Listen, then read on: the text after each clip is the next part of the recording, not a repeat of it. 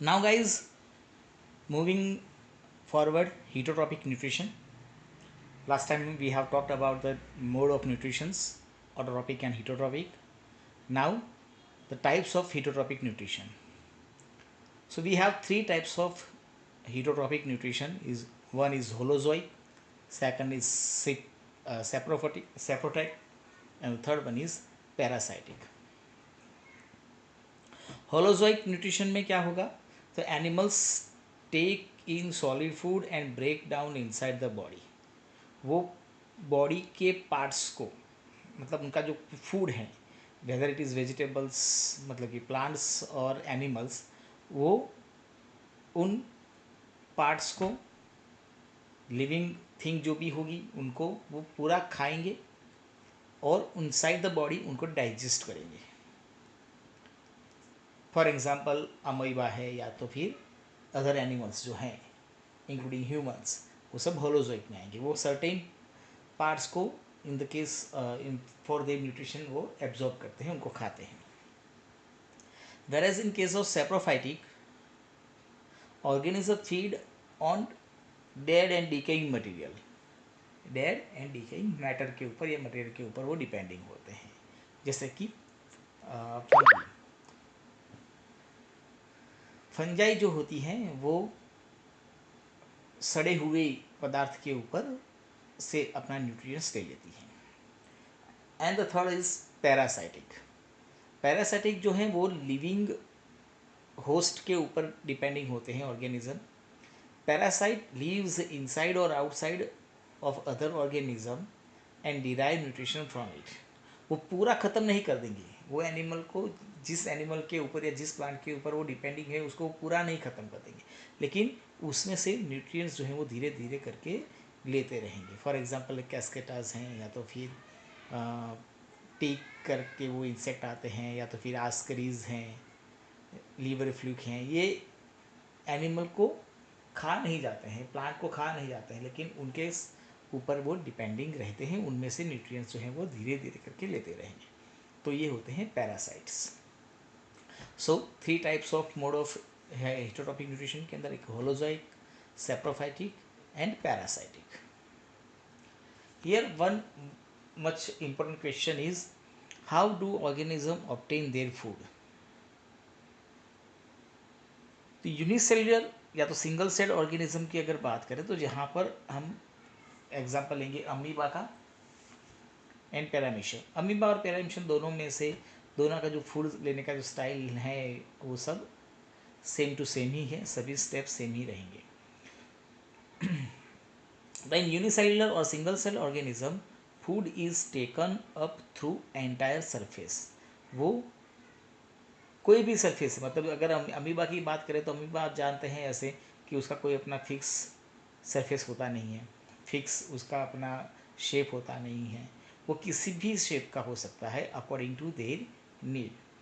उसकी जो भी नीड होगी वो उस तरह से अपने बॉडी को उस तरफ स्ट्रेच करके मूव करता है. तो जहाँ पर उसके आसपास कहीं पे फूड पार्टिकल होगा तो उस फूड पार्टिकल के आसपास वो अपने आप को लेकर जाएगा.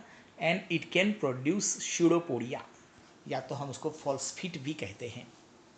स्यूडोपोडिया या तो फॉल्सफिट जो हैं वो क्या करेंगे, तो फूड पार्टिकल के आसपास एंटायर सरफेस, एंटायर बॉडी को लेकर जाएंगे. उस फूड पार्टिकल को वो कवर कर देते हैं एंड देन उस फूड पार्टिकल को अपने ही सरफेस से वो अंदर ले लेते हैं by the rupturing. So we have given here the figures, you can see here. तो फर्स्ट क्या होगा, तो फूड पार्टिकल्स को वो सेंस करेगा और अपने स्यूडोपोडिया जनरेट करेगा या स्यूडोपोडिया बनाएगा.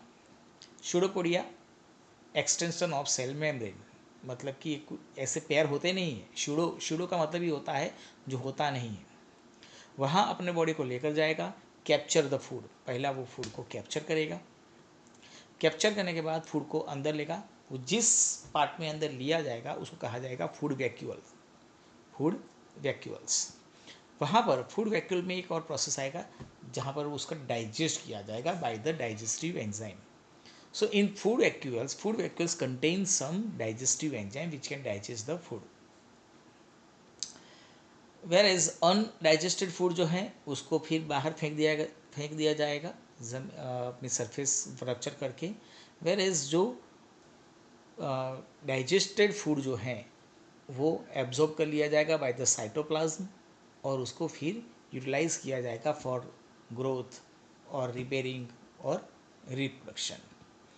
तो यहाँ जो अमीबा का जो डाइजेस्टिव सिस्टम या जो डाइजेशन जो है वो अलग अलग पार्ट्स में डिवाइड है। पहला जो है वो है फूड को एक्वायर करने का है, फिर फूड को डाइजेस्ट करना है, फिर फूड को एसिमिलेट करना है मतलब यूज़ करना है, अनडाइजेस्ट फूड को इजेशन कर देना है मतलब बाहर निकाल देना है। तो ये कुछ प्रोसेस हैं अमीबा के जो हमें दिया गया है। अगर क्वेश्चन ये 2020 के अंदर बोर्ड की एग्ज़ाम में ये क्वेश्चन आया था, द डाइजेशन इन अमीबा पूछा गया क्वेश्चन है। अगर अमीबा की जगह पैरामीशियम आता है तो सेम टू सेम प्रोसेस लिखनी है, लेकिन जो इंगेशन है मतलब फूड एक्वायर करने का जो प्रोसेस है ये थोड़ा सा डिफरेंट है। अमीबा जो है वो स्यूडोपोडिया का यूज़ करता है, जबकि पैरामीशियम जो है वो सीलिया थ्रू अपने बॉडी को मूव करेगा और पैरामीशियम के अंदर एक पॉइंट होता है फूड पॉइंट जहाँ से वो फूड को एब्जॉर्ब करेगा। बाकी सभी प्रोसेस जो हैं डाइजेशन है, एसिमिलेशन है या इगेशन है वो सब सेम टू सेम रहेगा।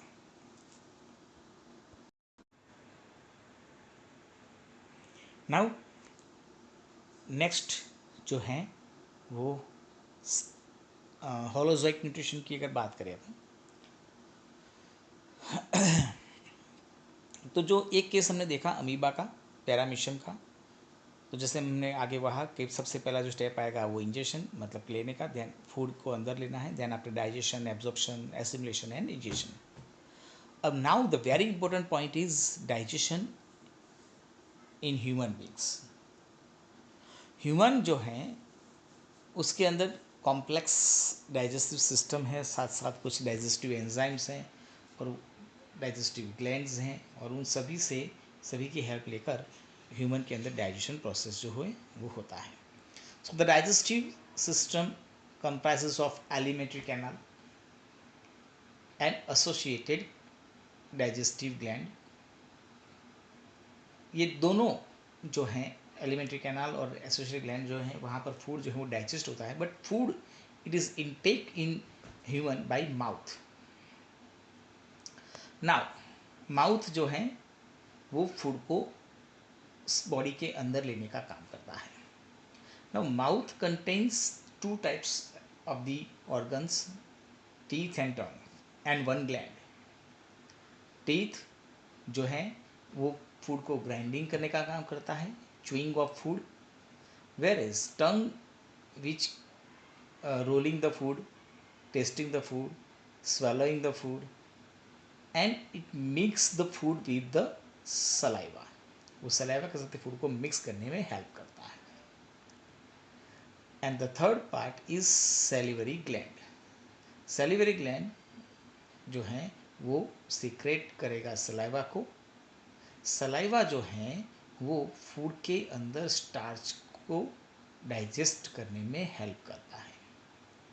मतलब जो भी आपने फूड लिया है, जैसे आप ग्रेन्स ले लो, वीट हैं, राइस हैं, जैसे जैसे आप डाइजेस्ट कर आप चबाते जाएंगे आपको उसकी स्वीटनेस आएगी, because the starch present into this grains is slowly converted into sugar because of salivary gland. Saliva जो है उसके अंदर एक एंजाइम होता है जिसका नाम है एमाइलेज, और ये एमाइलेज जो है वो स्टार्च को शुगर में कन्वर्ट करने में हेल्प करता है।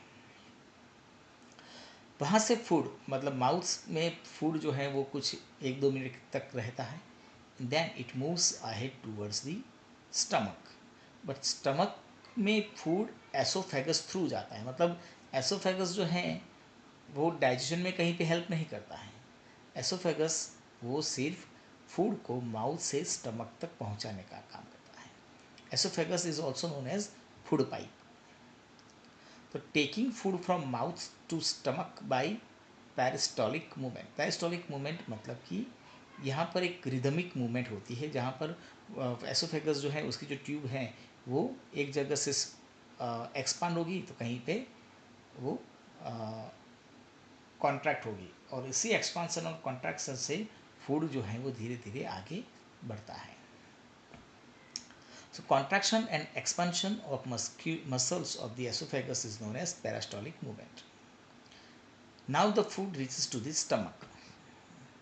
Stomach contains, we can say that the walls of stomach contains some glands and they secrete the juices, and this juices is known as gastric juice. The juice released or secreted by stomach is known as gastric juice, and it has three types of enzymes. One is mucus, second is HCl, and third is pepsin. Mucus, which act on the uh, wall of the stomach, it can prevent uh, the harmful effect of the HCl to the stomach. एक पतला सा और एक layer बना देता है mucus जो है वो पूरे स्टमक की इनर वॉल में, इनर साइड में, जिससे उसके बाद आने वाला जो HCl है वो HCl जो है वो सिर्फ फूड के ऊपर इफेक्ट कर पाए, स्टमक की वॉल के ऊपर नहीं. And then HCl, hydrochloric acid. Hydrochloric acid जो है वो मीडियम को एसिडिक बना देता है, जो दो काम करेगा. एक कि जर्म्स अंदर अगर आए हैं फूड के साथ तो वो ख़त्म हो जाएंगे. In the acidic medium they can not survive, and the acidic medium provide pepsin to digest the protein. And the third is pepsin. Pepsin is enzymes that breaks down the proteins.